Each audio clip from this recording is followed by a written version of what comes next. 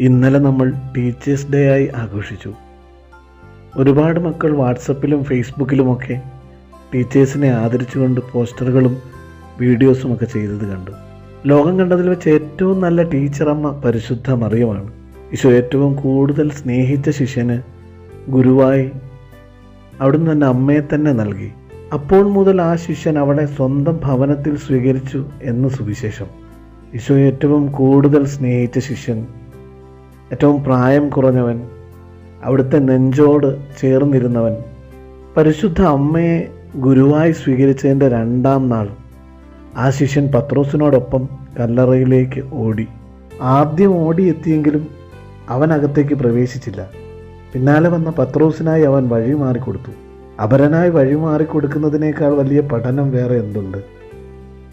അപരനെയും പരിഗണിക്കുവാൻ പരിശുദ്ധ അമ്മ നമ്മളെ സഹായിക്കട്ടെ.